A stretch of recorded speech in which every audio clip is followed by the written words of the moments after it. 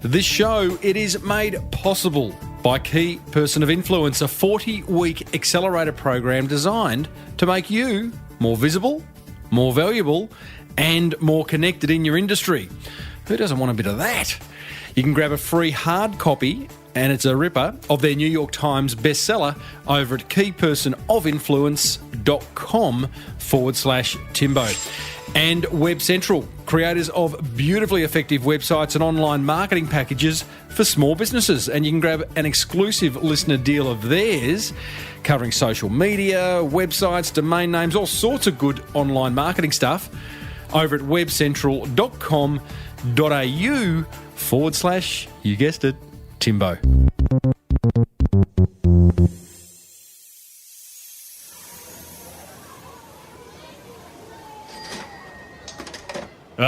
The beautiful sound of commerce. People buying, others selling, deals getting done. Oh, you got to love a marketplace, don't you? Well, today's guest specialises in making marketplaces. In fact, he's created 8 multi-million-dollar marketplaces in 14 countries. And he's adamant every small business needs to get involved in one. Well, I said, welcome to a small business marketing show, where successful small business owners share their souls to take your marketing straight to the lead. Now, here's your host, Mr. Timbo Reid. And welcome back to another episode of Australia's #1 marketing show. I'm your host, Timbo Reid. You, infinitely more importantly, are a motivated business owner who is ready to crank out some great marketing, some clever marketing, some effective marketing to build that beautiful business of yours into the empire it deserves to be. And that's what we do around here. That's why I exist. That's why this show exists. That's why we are up to episode 342 of doing just that. So thanks for coming back. If you've returned, good on you. If it's your first time around, I think you're going to like it. Big show today. Jason Wyatt, who is the founder of Marketplacer, which is the world's leading online marketplace platform, joins us. He's not only got a great business story, but you're about to discover the power of marketplace marketing, something we haven't covered on this show before. I share another low-cost marketing idea in What Have We Got to Lose? Give you a hint. Today's idea is all about getting you blogging. 3 easy steps. We go back in time into the small business big marketing vault, revisiting a past episode in which we caught up with past YouTube star, now turned New York restaurateur Daniel Delaney. And I have some big news about our guest next week. Yeah, save that up for later. Hey, as per usual, there is marketing GOLD dripping from the ceiling over here at the Small Business Big Marketing HQ. So let's get stuck right in.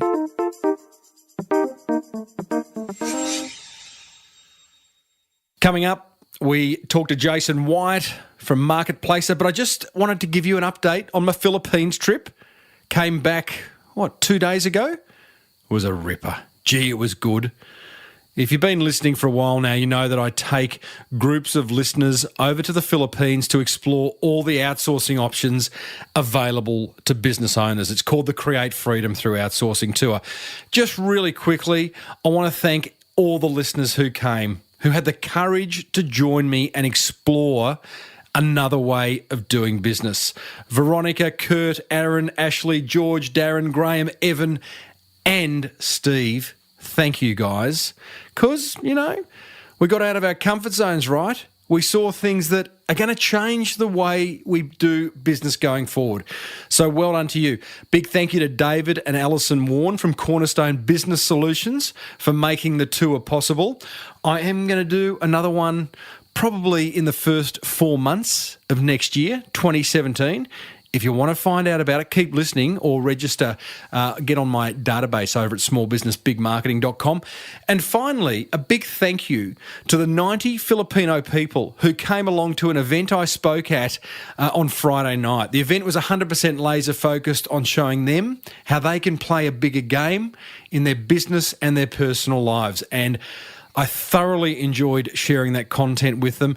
I thoroughly enjoyed the feedback I got from them, and they made a difference to my life by being there, and I did the same to theirs, according to them, and it was an absolute pleasure to be able to do it. Hey, if you want to talk about how outsourcing can change your life, can create more freedom in your business and your life, then join the Small Business Big Marketing Club. We're always talking about that inside the club, along with many other marketing topics, and you can do that over at smallbusinessbigmarketing.com.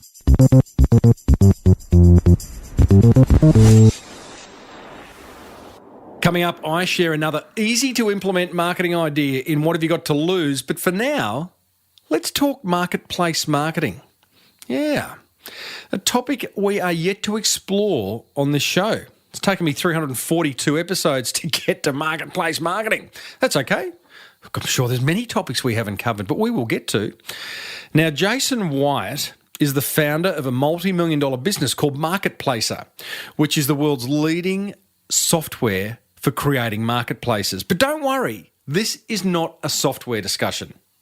You see, Marketplacer is responsible for the establishment of 8 online marketplaces in 14 countries. Marketplaces like Bike Exchange, Outdooria, House of Home, and 5 others. Places where buyers and sellers do business online. Quite amazing. I'm not going to go into too much detail here as I asked Jason to explain the concept very early on in our chat. But we also cover in this chat where the idea came from and how he got it to market. Seems like an obvious idea, doesn't it? But boy, oh boy, has he executed it well. We talk about how to build and nurture a tribe of raving fans, how you can tap into marketplace marketing, and how you can set up your own marketplace if you chose to. So here's Jason explaining how Marketplacer works. Hi, Tim. Well, Marketplacer enables people globally to create marketplaces. So if you wanted to create the next Airbnb, you would partner with us from a technology and a process and systems perspective, and we can enable you to do that. So we also have created several of our own marketplaces around the world, including Bike Exchange, House of Home, Tiny Trader. So take us through one of those. That makes sense. So you have created, essentially, you're a software developer.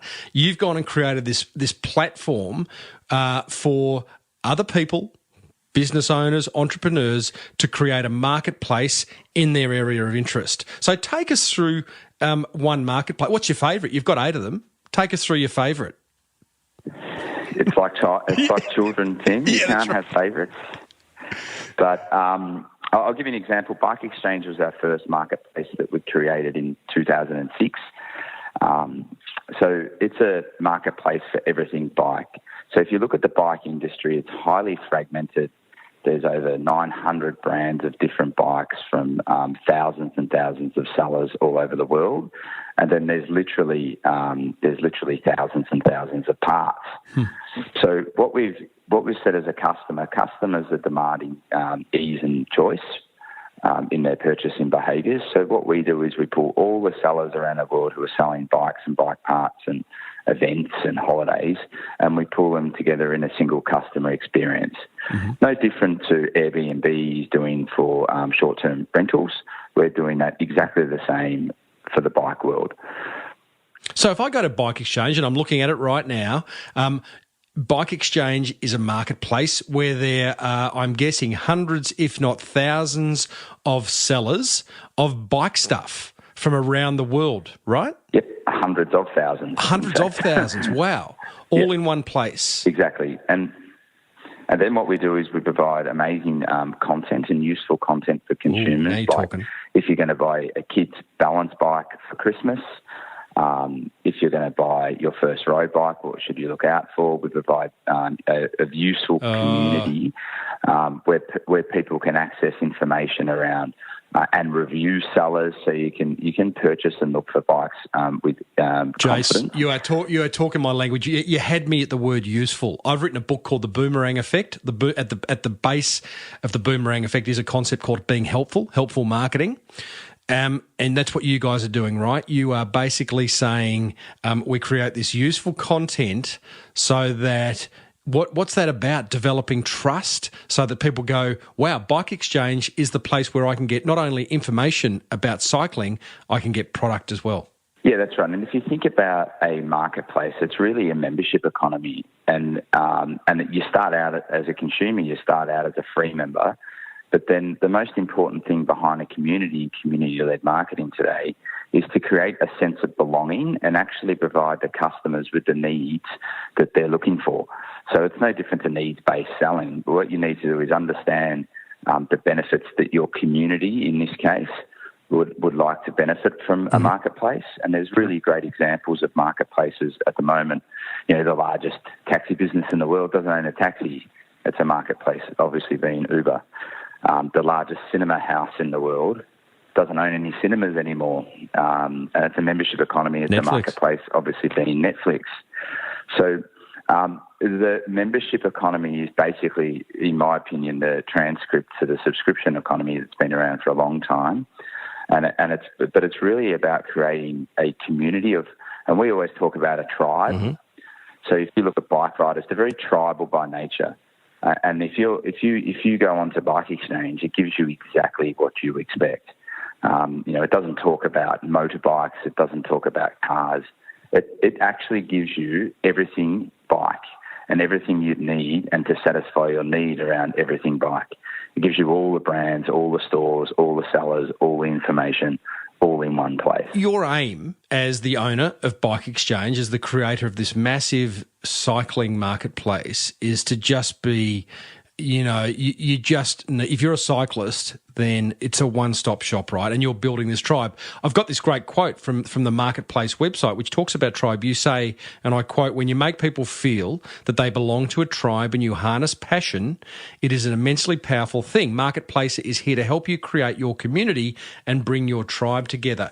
Jace, tribe is a great word. I love it as a marketing term, often overused. What is the secret sauce to creating a tribe, a truly genuine tribe? So the secret sauce to creating a tribe is to actually understand the needs and actually what actually your customer is actually looking for in all of that. And it's very different. So you've got to be authentic, and I think authentic is a word that is often overused. But if you think of the tribes that we've created, so we've created mums on being Tiny Trader, we've created bikes, being very tribal by nature. You can't get any more tribal than mammals on weekends putting on lycra together and riding in a bunch. Yeah. So if you're not authentic behind your tribe and you don't listen to their needs and then actually genuinely provide them benefits that they want, and then they see value in that, and that's probably the most important thing around creating that community.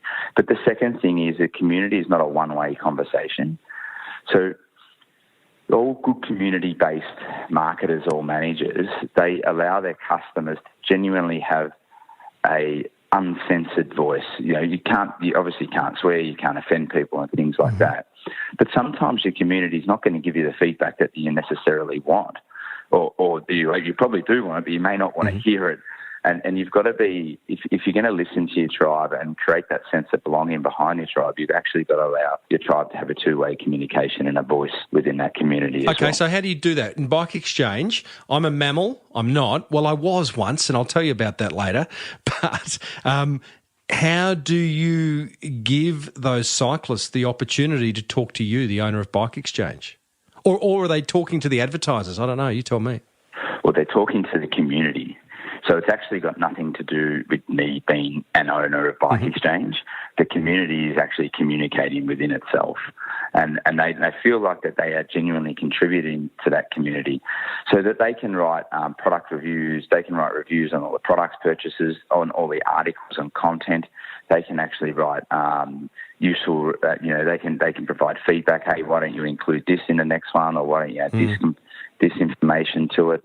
On the sellers themselves, they get to rate the sellers, so that they actually, if you have a good experience in the modern world, you'll 9 times out of 10 you'll actually reward the seller for good behaviour. But if you have a bad experience as well, is that you've got a voice within that community. So that, and what that means is both from a seller community perspective and a consumer community perspective, it's an open, transparent book where people can buy with confidence, with expectation of the outcome. Do you think, you talked about feedback earlier. I'll let you into a little secret. It's only you and I on the call. I was looking for a karaoke machine last night.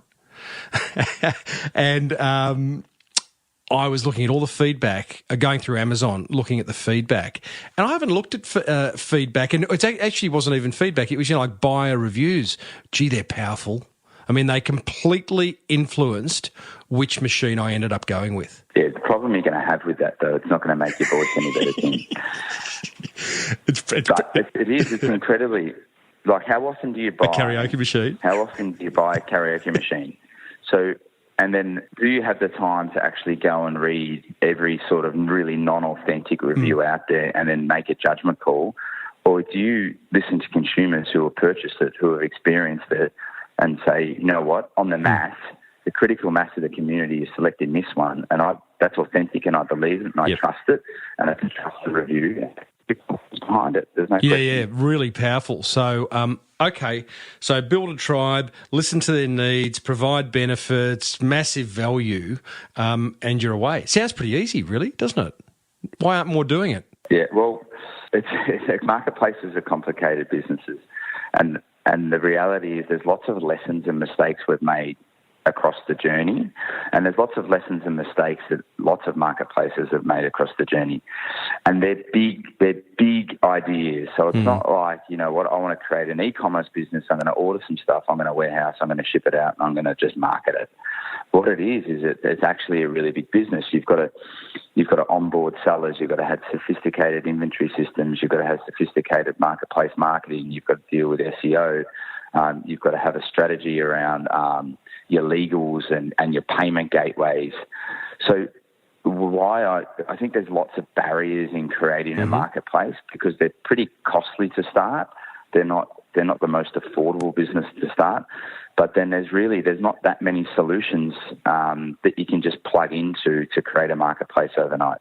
And that's really why we created Marketplace. Well, let's go back, because let's understand how and why you created it, because kind of looking at Marketplacer as the software, and what were you and your business partner sort of flicking through Yellow Pages or eBay one day and going, you know what, we could create a marketplace for each and every category that exists in these directories. Is that how it came about? It probably wasn't that sophisticated, to be honest. I wish we were that smart. But what happened is we created Bike Exchange first. And in 2012, which you're a judge of as well now, and I'm a judge of, we won Telstra Business of the Year.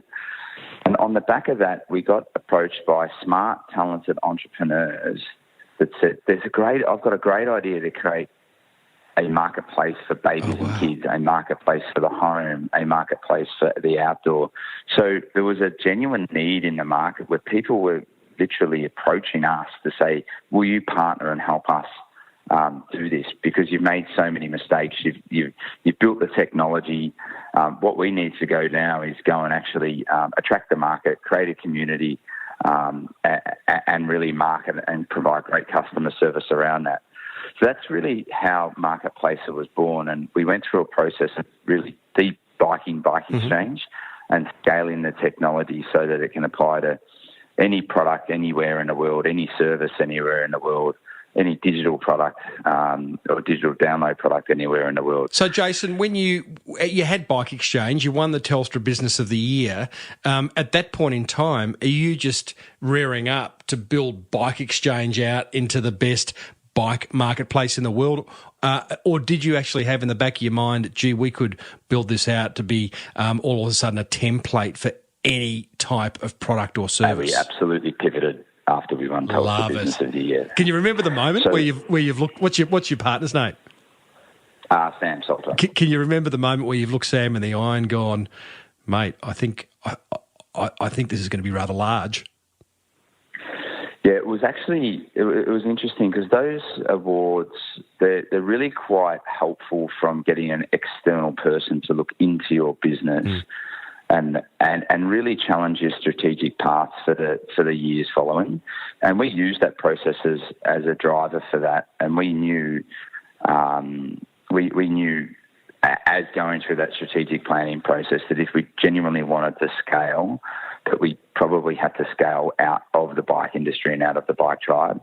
And that's when we went into all the different verticals. Mm-hmm. But then we also knew we had to scale Bike Exchange internationally. And there was lots of learnings in creating a marketplace for example, we've got a marketplace Bike Exchange in Germany, Belgium, and the Netherlands. There's lots of learnings from going into different countries and lots of failures from going into different countries in creating and setting up businesses. It's just culturally different. It's corporately different. So when you pivot, where you've been putting all your energy into a business, in this case Bike Exchange, you pivoted and have all of a sudden become a completely different business in one sense because you're no longer just the bike guys. Did Bike Exchange suffer? No, we've what we were able to do is really empower our talented people that we had at that point in time. So we always thought we had a good culture. We always thought we had smart people in our business. But what we did is we gave them a framework where they could just really run with it and be empowered, created really robust processes and systems, reporting metrics, and really focused on strategic decisions. So I've got an internal saying is one strategic decision is worth 100 operational ones. So if you've got the right people in the business and you trust them and you empower them, what we did at least is to not make the operational decisions but truly focus on the strategic decisions of the business. Can you give me an example of where one strategic decision was infinitely better than 100 operational ones? Yeah, absolutely. So the prime example is to actually focus on, at the moment, I'll give you the perfect example, is that what we're doing at a marketplace level is we're trying to determine how we can actually, we can scale globally, but not, and actually pick the right deals. So what we've done is we've internally developed a nearly like a scalable marketplace process, the 7 steps to creating a successful marketplace. If you will, it's like 7-minute abs for marketplaces, Tim. But and what that has enabled us to do, instead of actually going through on a piece-by-piece basis, every different client with a different methodology and a different thinking, is what we've done is we've been able to train our people up on the processes and the systems, and it's enabled us to scale that right through. So the strategic decision being, just articulate that for us. Well, the strategic decision is to actually have a strategy around how to scale your business, right, and really develop the methodology, but not actually being engaged in every single meeting as leaders of the organisation. So it's setting up the template for success. Gotcha. I'm amazed, Jason. I have to call you on it, mate, but you haven't heard of Michael Gerber, is that correct? No. My guest 2 weeks ago was Michael Gerber, who wrote the book The E-Myth, which, as I was saying to you prior to recording, he's this guy who's about taking you from having a job of one to a company or an enterprise of 1,000. And it's really interesting. You're applying it. It's all about scalability, and you're applying it without that knowledge. So well done to you. Because he sold 5 million copies of the book, by the way. Oh, there you go. I could probably sell 2. But yeah, that's right. What's interesting around when you focus on scale, so there's another sort of line that we use internally is what are you busy doing, and how are you actually game-changing the business in some activities to what you do today? Because what you find is your people and even yourself is you can spend a lot of time being busy, but what are the 3 things that you're working on that are actually going to impact and drive, and we use the term minimal effort, maximum return. And they're basically the things that how we roll out our strategic thinking and how we roll out our time management throughout our organisation. Mm-hmm. So focus on three things that are genuinely going to make a difference to the business, and then they have to be minimal effort, maximum return, and they have to be able to scale. Can I love it? Makes sense. Absolutely love it. A lot of business owners are listening going, like, I know, Jace. I friggin' know, mate. How do I'm flat out. I haven't got time to pick three things and focus on the game-changing stuff. I've got a business to run. Yeah, so, and that's just, it's a commitment you have to make to yourself. So this stuff takes discipline. It's not easy, because what you'll find that you're firefighting a lot of the time, but can somebody else actually be empowered to make that decision and roll it out for you? And what we found when we empowered our people and we enabled them to make quality decisions and we helped them in that journey, is that they actually became more engaged in their roles. They became stronger team members. They contributed to the culture at a higher level, and they actually had a much higher job satisfaction than hey, Jason, what do you think of this? So it's the old sort of philosophy as well. Come to me with solutions, not problems. And the team loved it. It enabled us to scale.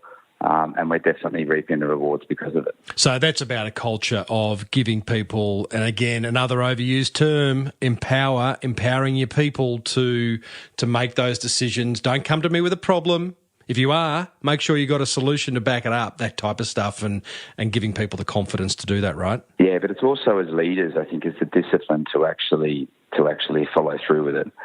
So if somebody comes to you with a problem, I cancel a meeting and I say, you're not paid to give me problems, you're paid to give me solutions. You're not part of this team to come with problems. Go away, think about it. I don't care if it's wrong, that's completely fine. So you can't have a culture or a team where people can be wrong and they get bashed over their heads. But what you can be upset with is if they actually don't think about it and they come to you with an expectation that you're going to solve world peace every time.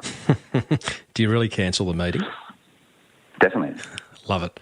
I've just come back from a business trip to the Philippines only 2 days ago, where I took a bunch of listeners on an outsourcing journey, and we ended up at a business that I part own there. And I spent a couple of days after the tour had finished, Jace, just sitting with some of the virtual assistants that we employ and other people over there, and talking to them about the work they're doing for business owners back in Australia. And it's incredible what people are handing over. Some of the clients of this business I know, and just knowing what they're handing over, that 12 months ago, they were work that they were holding so close to their chest, only I can do it. No one else can do it. And now they're outsourcing it to someone in the Philippines. And it's all about creating freedom, right? Yeah, and definitely. And not focusing your business on borders. So the truth is we completely live in a borderless world, and we need, in a modern business with modern principles, we need to behave in that way. So just because they're located in the Philippines doesn't mean they're not highly engaged, a good culture fit, and it can actually help you scale your business. Oh, yeah. And we're seeing that at a rapid rate. We're seeing our international orders on our marketplaces go through the roof.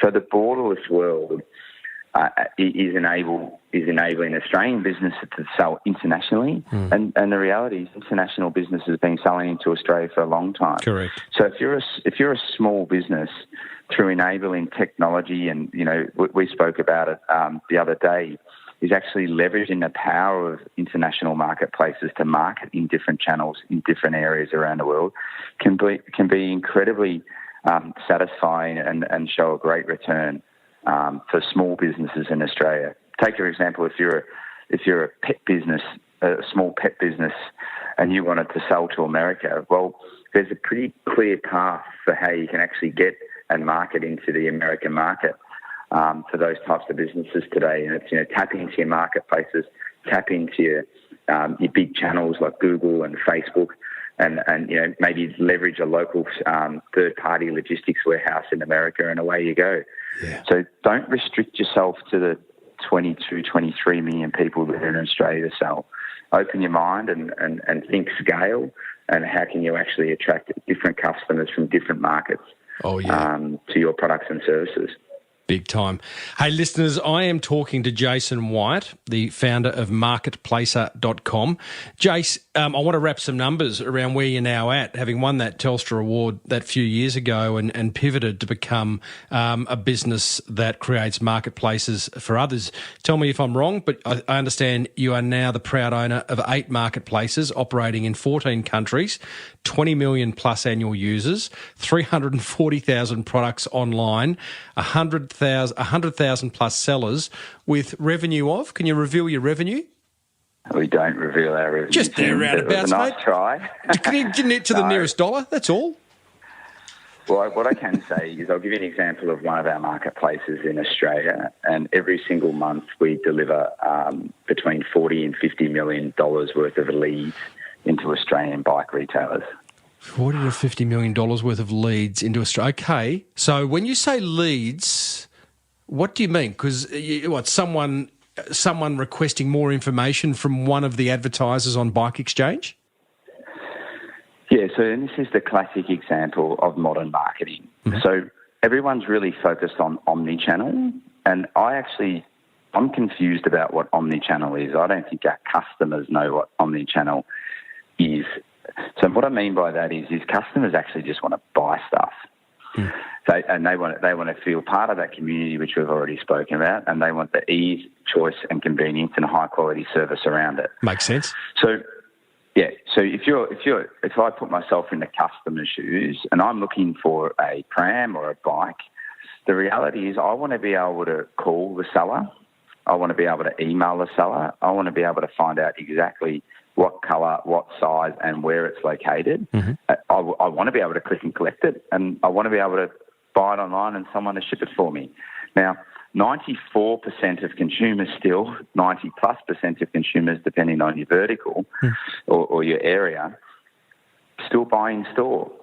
So if you're a bricks and mortar store and you ignore how to market to 90% of your customer base, that's a big chunk. Yeah. And then 10% is growing with click and collect and buy online, and in different markets it's up to 20%. If you ignore them now, that's a big chunk. So in a modern business, you've got to have your processes and systems for handling the deal with customers. You've got to have good systems in place around it. Mm-hmm. And what I mean by that, if you get a call from a customer who wants to buy on the other end of the phone, you've got to train your sales team or your in-store team on how to actually convert them to either an online sale or to get them to come into your store. If somebody emails you, you've got to have good email replies around how to convert them to get them to come into your store to purchase or to buy online. Whereas, I've dealt with thousands of retailers all over the world, and I say the same thing absolutely every single time. Don't question whether a lead or a customer is valid or not. Actually, how are your behaviours? How is your training? How's your education to your staff? Incentivising the customer to purchase from your business over another business.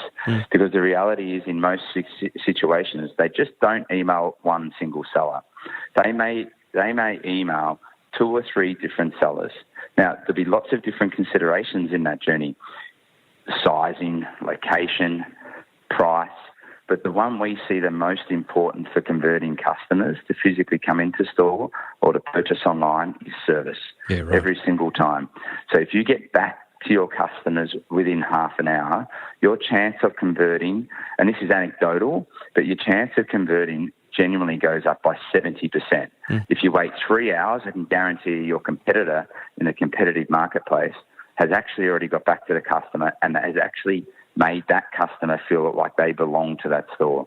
So my advice is to come back with a strong strategy that's authentic in a timely manner that makes the customer feel that they're going to get a great service from purchasing either online or in-store from your business. Hallelujah. Well said. And, not brain surgery, yet many forget about it. Again, they get busy on the business, but customer service done well, done smartly, is such a point of difference, isn't it? Whether you're operating online or offline. In fact, you could almost argue that the online part of a business forces you to improve your customer service even more because it's intangible. I completely agree. And well, it's now visible, isn't it? because you've got a community where people can rate you and they can have their say in it. If you've got poor customer service, you're going to really struggle. But on the other flip side of it, if you have great customer service, your community and your customers will reward you through sales. Yeah, and word of mouth and talk about you.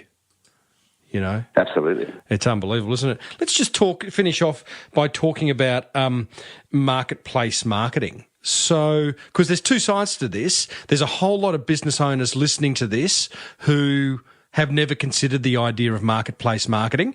And then some of them might even be thinking, I might start a marketplace. So just to touch on, I think we're pretty clear on why we should now activate marketplace marketing as a channel. How do we go about that, Jace? Well, what you'll find is that in most instances, there will be a tribal marketplace in your industry. So it's easy to keep talking about ours, but if you're a baby store, there's Tiny Trader. Mm-hmm. If you're an outdoor leisure seller, there's Outdooria. So the first step is I would find the most authentic tribe and tribal-based marketing, a marketplace in your area. Mm-hmm. And then it's not only what you need to do is actually the key to being successful on a marketplace is to put the effort in up front. So make sure you put all of your inventory on. So all of your sizes, all of your colours, because it's pretty hard for a customer to find what you've got for sale if you actually don't advertise it in this modern world. And I know it sounds incredibly basic, but the number one rule we say, if you've got it for sale, tell people first. And your marketplace in your industry will definitely help you on that journey and will help you onboard in an authentic layout. The next thing is actually sell your story. So why should they purchase from you? Have you got amazing content and descriptions of the product and the service that you're going to provide if somebody purchases it from you?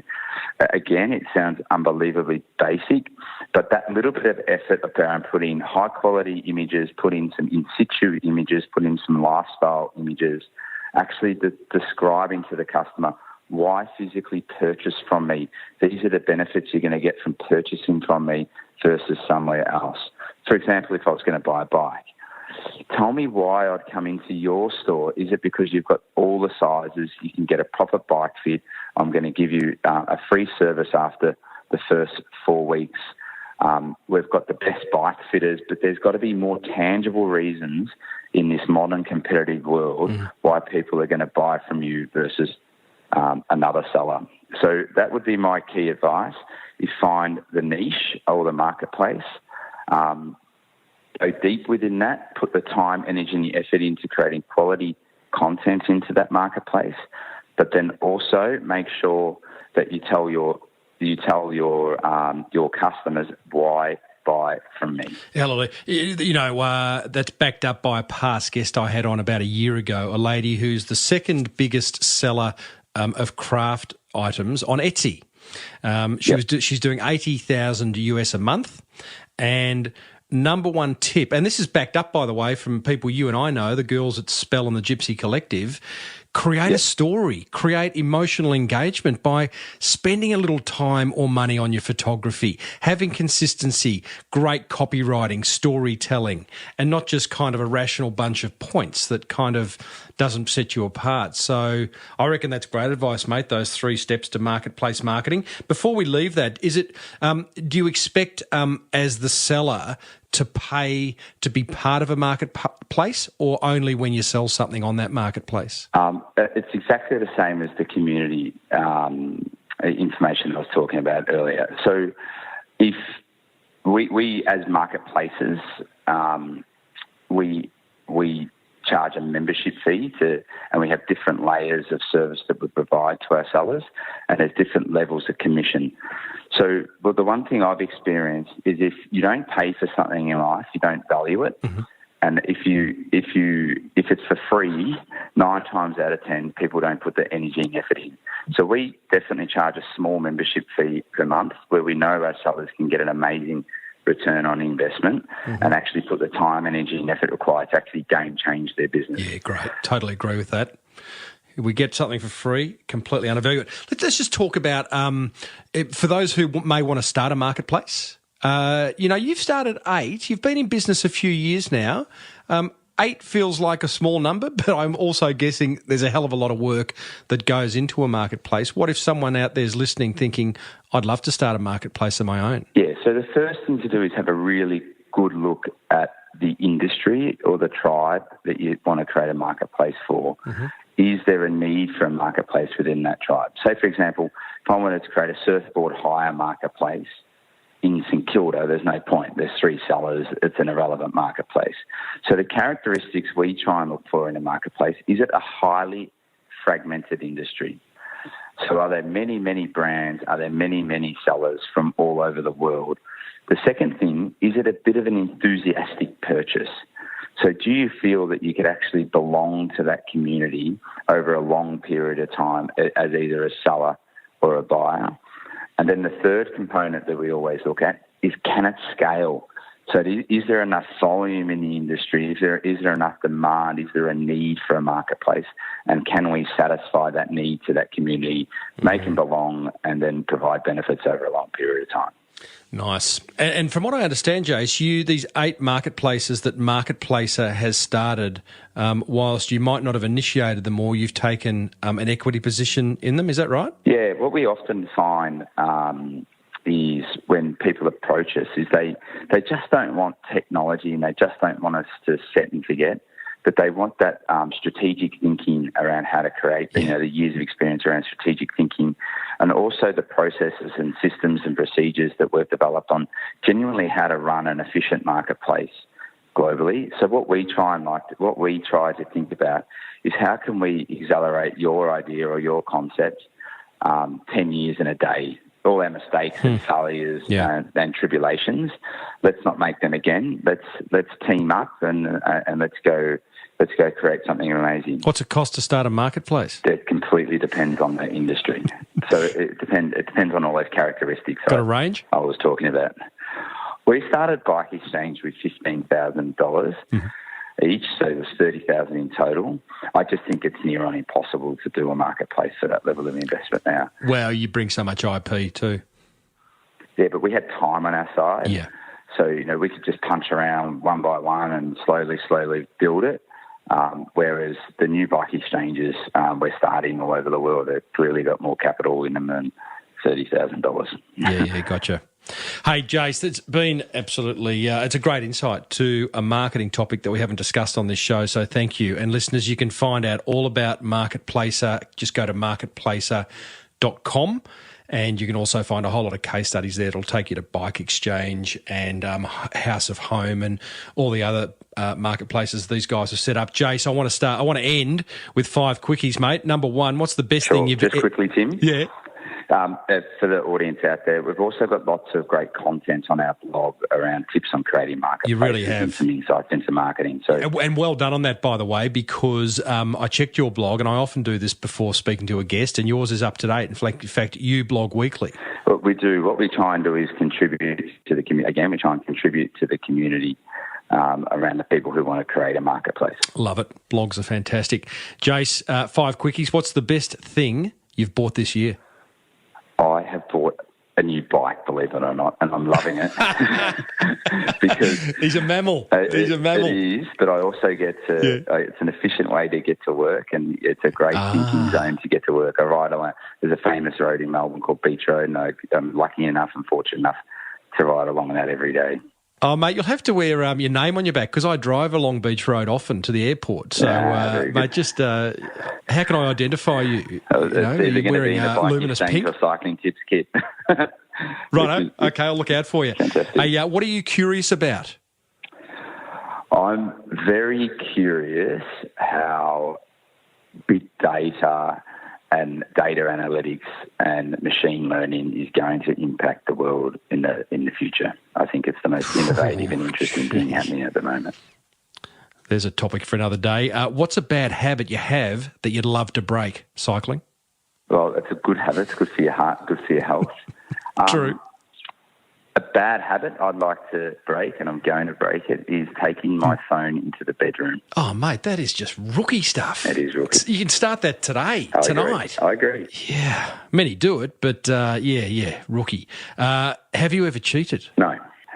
Well, what's interesting around the word cheating is what did you mean by it, right? So, mate, you meant in life, and I don't think long term, you never. It was a a bit awkward coming off a question in which you were talking about the bedroom, but I'm not defining cheating. That's your job. This is your show. No, I agree. And it had nothing to do with the bedroom. well, just to finish on question 5, who was your first kiss? I forget her name, Tim, and it was probably, I was 14 or something at the Royal Melbourne show, and I just can't remember her name for the life of me. I don't think it was suitable for her either. Mate. No, well, she's still recovering. Hey, Jace, well done, mate. I think Marketplace is a brilliant idea. Thanks for sharing some very new insights on the show to my listeners, and good luck in the future. Thank you very much. Have a great day, everyone. Well, there you go, team. Jason Wyatt, marketplacer.com. Go and check it out. Hope you enjoyed that. A new angle on how you can go about marketing your beautiful business. Coming up, I'm going to share my top 3 attention grabbers from that chat with Jason.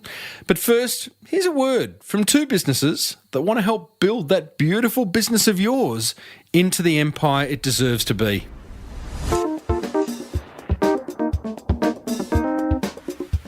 Support for this show comes from WebCentral, who are pretty damn good at helping small business owners like Massimo, original Italian pizza maker. Get more customers.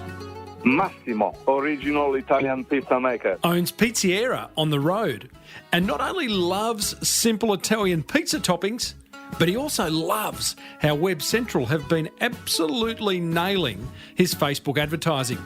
I asked Massimo what difference they've made to his business. Social media is unbelievable. So when I start to advertise my company through internet, at that time I was working with 1 wood fire oven only. Now I go 4 with the possibility to rent the 5th one. So probably I'm doing 3 times what I used to do till 3 years ago. Very happy. But his love for WebCentral didn't stop there. But the result went very high, very high. It was surprising for me. Very, very surprising. WebCentral, where love is in the air. Find out how they can get you more customers by managing your social media over at webcentral.com.au/Timbo.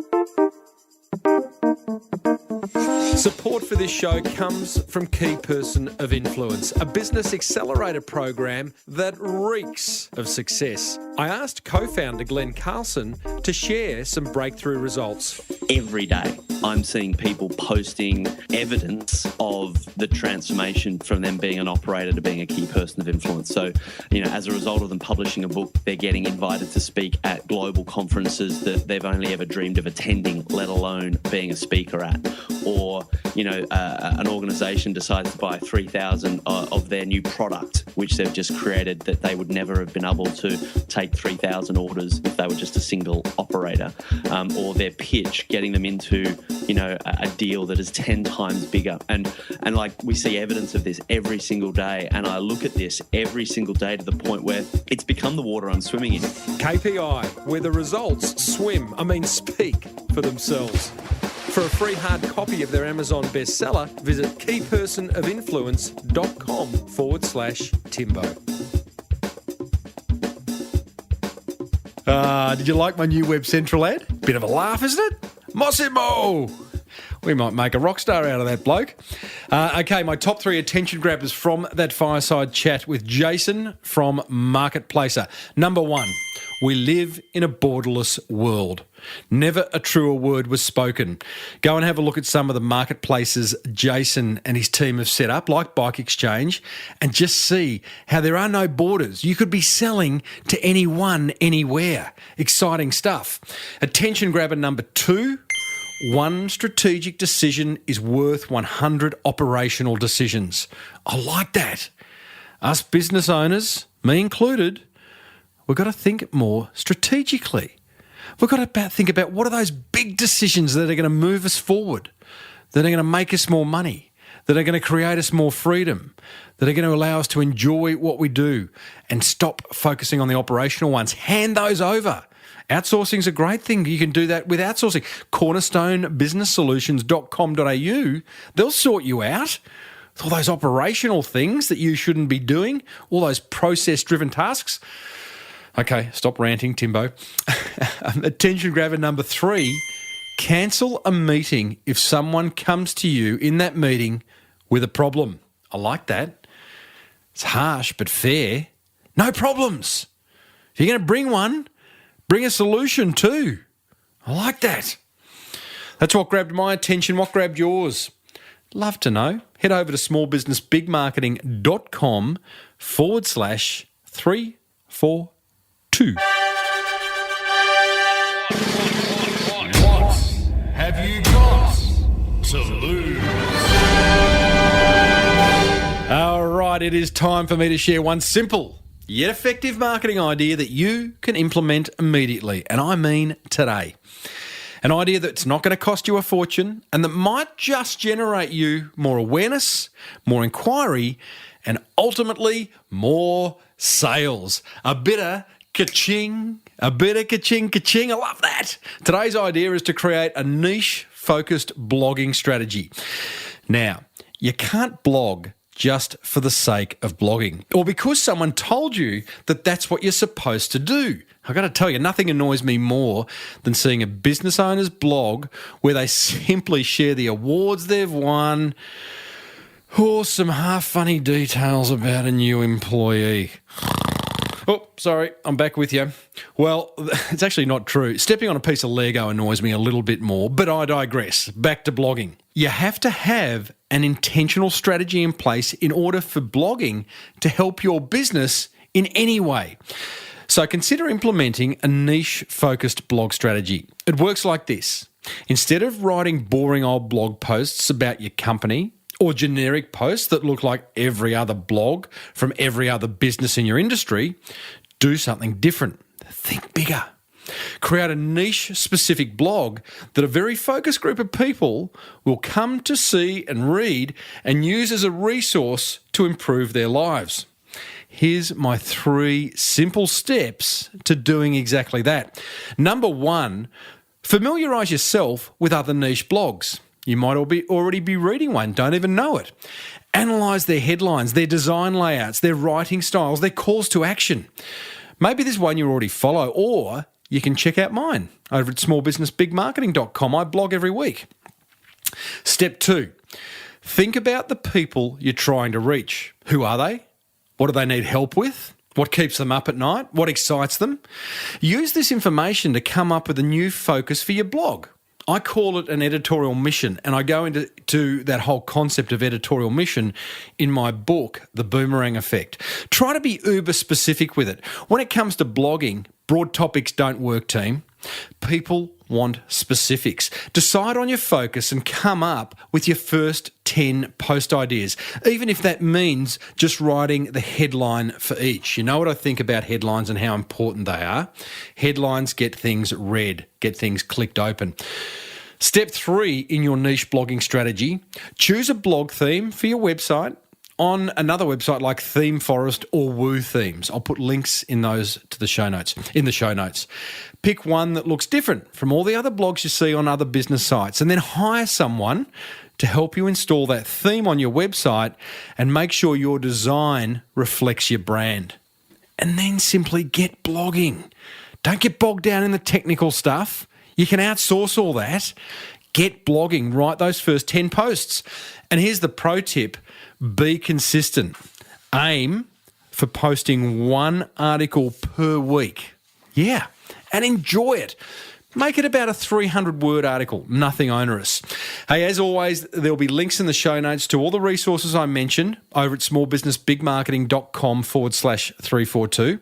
And if you'd like help with implementing any of the ideas you hear on this show, and in particular this segment, What Have You Got to Lose?, then go ahead and join the Small Business Big Marketing Club, where I will personally support you on your marketing journey. So, what have you got to lose?